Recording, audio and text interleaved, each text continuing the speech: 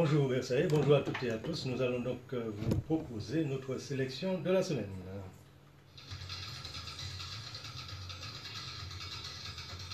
Une étude prouve que le glyphosate augmente la résurgence du chlordécone. Aujourd'hui, 14 février, c'est le 47e anniversaire de la grève de janvier-février 1974. Et puis le laboratoire Phytobocase prouve l'efficacité de l'extrait d'une plante sur l'immunité innée. Immunité innée quand même face au coronavirus, bien sûr.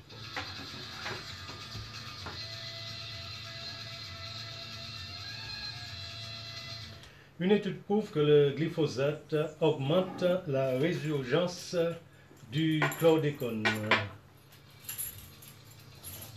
Les chercheurs sont partis du constat que le chlordécone a été utilisé massivement dans les bananeraies de Guadeloupe et de Martinique pendant plusieurs décennies pour lutter contre le charançon du bananier.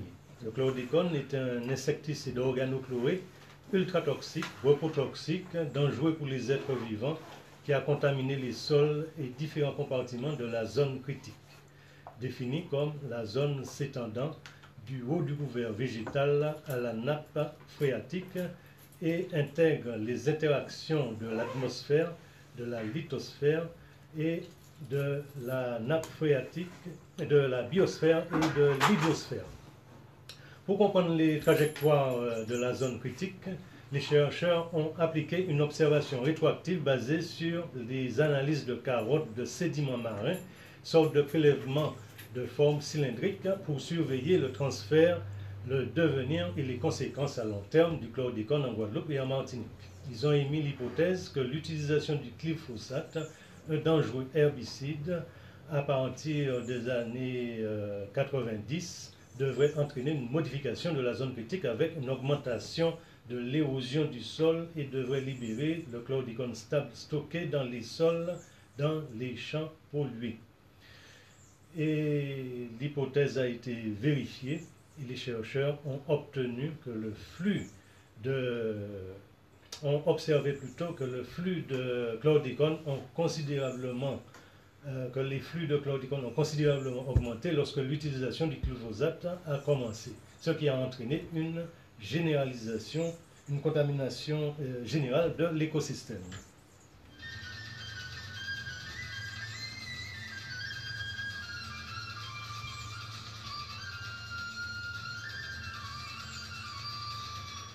Janvier-février 1974, aujourd'hui, c'est le 47e anniversaire d'une grève réprimée dans le sang par le pouvoir colonial.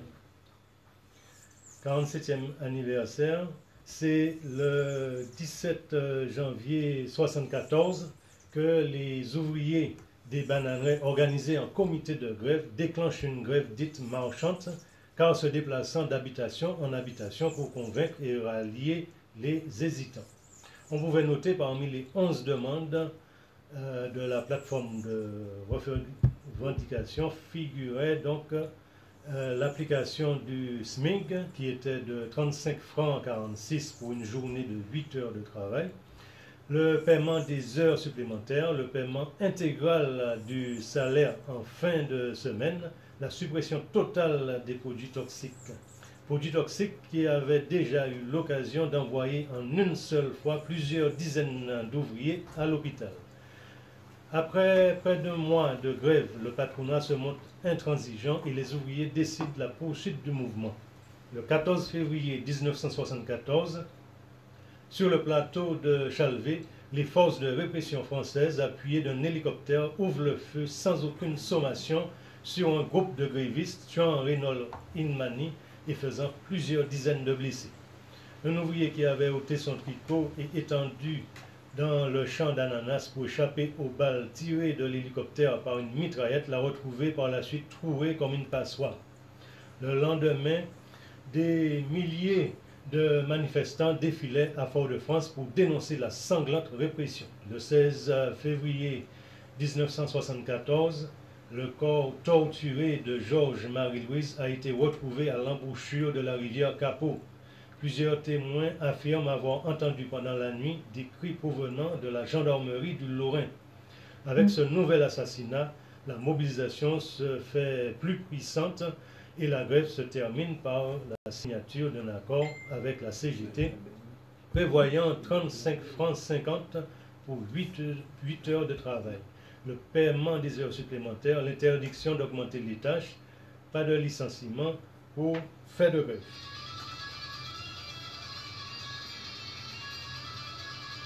Le laboratoire Phytoborcase prouve l'efficacité de l'extrait d'une plante endémique issue de la biodiversité guadeloupéenne sur l'immunité innée face au virus émergent ARN.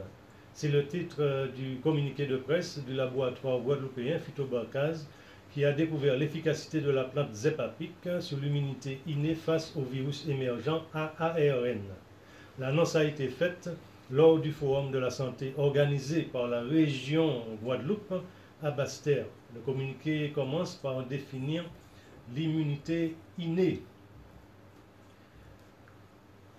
Les virus ARN sont responsables de maladies émergentes et graves telles que la grippe, la dengue, l'hépatite C, la rougeole ou le coronavirus. Notre compréhension des mécanismes cellulaires qui contrôlent la réplication virale a fortement progressé ces dernières années et il apparaît que des composés capables de cibler la cellule hôte plutôt que le virus lui-même pourraient inhiber un large éventail de virus ARN.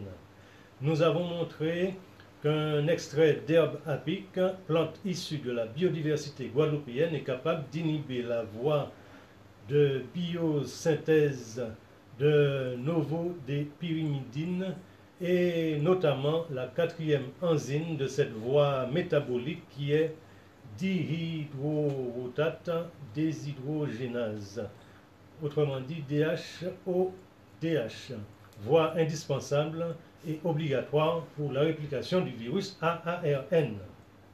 L'immunité innée permet la défense de l'organisme contre les agents infectieux de façon immédiate, à l'inverse de l'immunité adaptive. Production d'anticorps spécifiques confère une protection plus tardive, mais plus durable à condition que l'agent pathogène ne mute pas trop en variant. L'immunité innée comprend deux lignes de défense. Une ligne de défense externe empêche la pénétration des agents infectieux dans l'organisme, est constituée de la peau et des muqueuses, barrières physiques, ainsi que des sécrétions telles que le mucus, la salive, les larmes et le suc gastrique, barrières chimiques.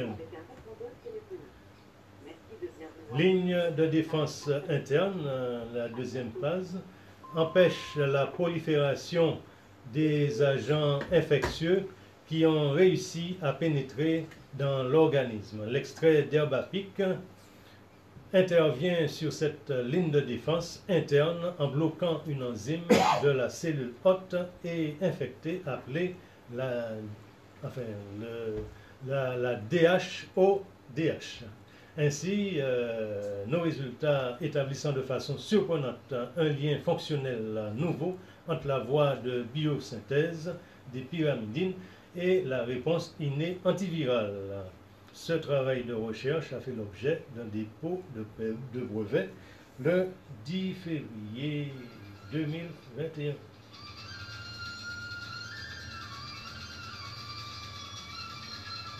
Et notre petit parole fondoc habituel, l'ignorance mène toujours à la servitude. Soyons donc vigilants, informons-nous surtout sur les médias alternatifs et enrichissons notre information mutuellement.